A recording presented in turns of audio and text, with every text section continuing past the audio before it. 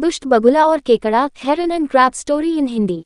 बहुत समय पहले की बात है। एक बगुला था, वह धूर्त था, वह अब बूढ़ा हो गया था। सरोवर के पास के सभी जीव जंतु उसे बगुला दादा कहकर पुकारते थे। बगुला अब बूढ़ा होने के कारण शिकार नहीं कर पा रहा था। एक बार भूख के कारण वह तालाब के किनारे रो रहा था। एक केकड़े ने उस बगुले को रोते हुए देख लिया। केकड़ा बगुले के पास आया और उससे पूछने लगा, दादा बगुला, क्या बात है, आप बड़े परेशान लग रहे हो और रो भी रहे हो। बगुला अगर केकड़े को सच बतला देता तो सरोवर के सारे जीव बगुले का मजाक बना लेते।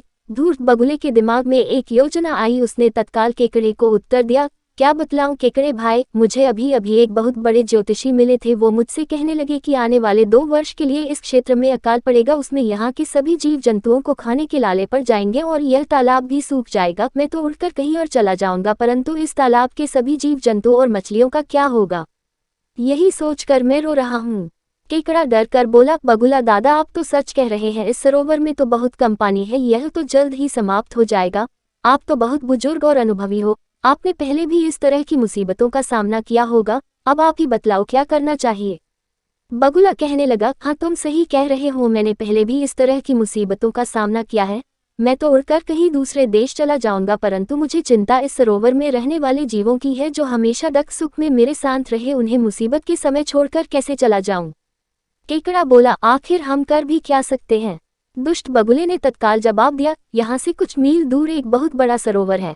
वह सरोवर इतना विशाल है कि आने वाले 10 वर्ष तक भी बारिश ना हो तो भी नहीं सूखेगा। हम सभी को वही चलना चाहिए। केकड़ा भी बगुले की बात से सहमत हो गया और अकाल आने की खबर सरोवर के आसपास जंगल में आग की तरह फैल गई। सरोवर के सभी जीव बगुले की बातों में आ गए और मुसीबत से बचने की सलाह लेने लगे। बगुला ने सभी से कहा, अभी अकाल पड़ने में समय है, तब तक सरोवर के सारे जीवों को मैं अपनी पीठ पर बैठाकर बड़े तालाब तक ले जाऊंगा और अकाल आते आते इस सरोवर के सारे जीवों को बड़े तालाब में पहुंचा दूंगा। सरोवर के सभी जीव बगुले की बातों में आकर तालाब छोड़कर दूसरे तालाब में जाने के लिए तैयार हो गए। दुष्ट बगुला भी यही चाहता था। दुष्ट बगुला प्रतिदिन किसी न किसी जीव को तालाब से अपनी पीठ पर बैठाकर ले जाता और एक पहाड़ी पर गिराकर उसे मार देता और खा जाता था। कई दिनों तक बगुला इसी तरह मछलियों और तालाब के दूसरे जीवों को मार देता और खा जाता था और मौत से अपना जीवन जी रहा था। एक दिन केकड़ा बगुले के पास पहुंचा और बोला, बगुला दादा, सबसे पहले अकाल के बारे में अपनी चर्चा हुई थी।